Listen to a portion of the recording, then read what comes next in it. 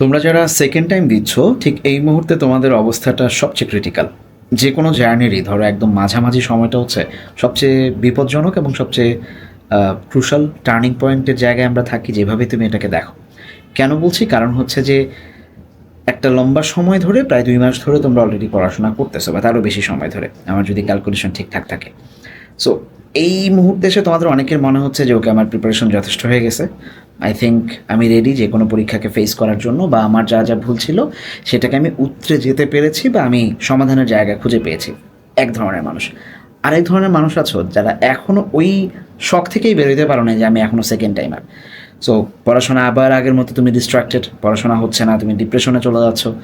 আর কেউ কেউ আছো যে তোমার এই দিয়ে কিছুই হবে না, এই জায়গায় তুমি অলরেডি পৌঁছায় গেছো যে তুমি পারবা না সেকেন্ড টাইম দেয়। তো তিন ক্যাটাগরির মানুষকে আমি একটু উপদেশ দেওয়ার চেষ্টা করবো আজকে।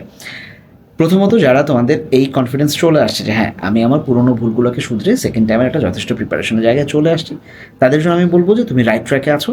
খুব ভালো করে শুধু এখন এক্সাম দিতে থাকো, প্রিপারেশনটাকে মজবুত করো।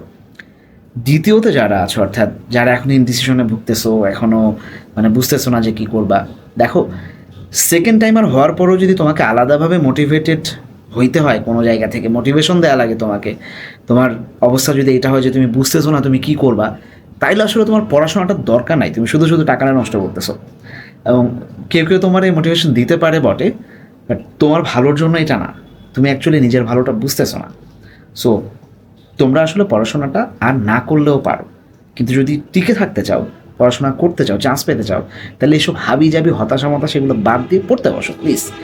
সময় এখনও আছে, ফার্স্ট টাইমাররা মাত্র শুরু করবে। সো তুমি যদি অন্তত তাদের সাথেও শুরু করো, হেড মানে যেই স্পিডটা আগায় ছিল ওইটুকু যদি নাও থাকে, অন্তত এখন থেকে শুরু করলেও প্রিভিয়াস ইয়ারে যা যা পড়ে আসছো এটা তোমার একটা অ্যাডভান্টেজের জায়গা থাকবে। আর যারা এখনও পড়াশোনা করবা কি করবা না, তোমাদের আসলে আমসালা দুইটাই গেছে।